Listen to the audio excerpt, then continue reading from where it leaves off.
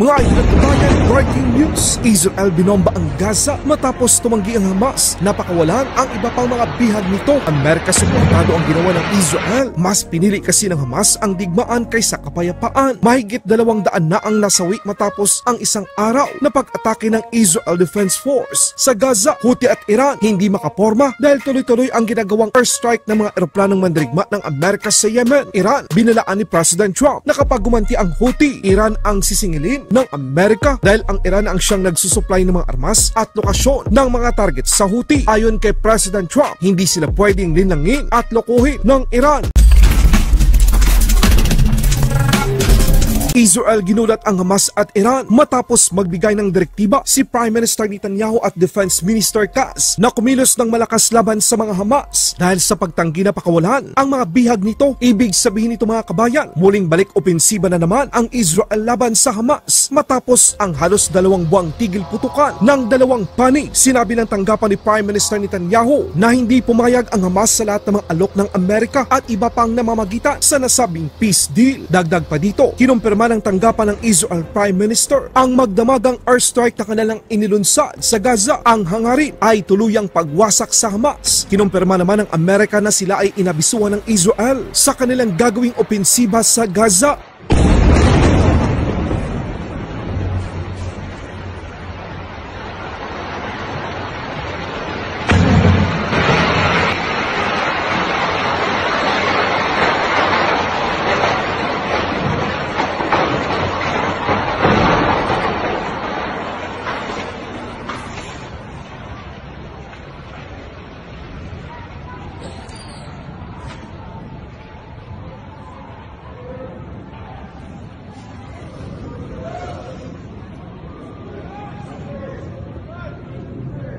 Well, the Trump administration and the White House were consulted by the Israelis on their attacks in Gaza tonight. And as President Trump has made it clear, Hamas, the Houthis, Iran, all those who seek to terrorize not just Israel but also the United States of America will see a price to pay. All hell will break loose. Sa ngayon, umaabot na sa mahigit 200 ang nasawi ayon sa mga otoridad ng Gaza sa tuloy-tuloy na opensiba ng Israel laban sa Hamas. Nanawagan naman ang Hamas sa mundo na samahan silang magprotesta laban sa Israel. Humingi ng suporta ang Hamas sa Arab-Islamic na mga bansa at sa buong mundo na magprotesta laban sa ginawa ng Israel sa Gaza. Ganyan na ganyan talaga mga kabayan ang diskarte ng mga duwa kapag sila ang na-corner. Pero malabo ang hinihingi ng Hamas dahil mismong si President Trump na ang nagsabi at nagbabala sa kanila na kapag hindi nila ibinalik ang mga bihag nito, let the hell break out. Walang bansa ang tutulong sa Hamas kahit maging ang Houthi dahil sa patuloy na binibira ngayon ng kaliwatan ng airstrike ng Amerika. Ang Iran, kakalabas lang ng babala ni President Trump laban sa kanila na itigil na ng Iran ora mismo ang kanilang suporta sa mga grupong ito at kung hindi, Iran ang sisingilin ng Amerika. Pag nagmatigas sila, depensa naman ng Israel Ambassador sa United Nations na magpapatuloy ang kanilang airstrike hanggang sa maibalik ang mga bihag ng Hamas.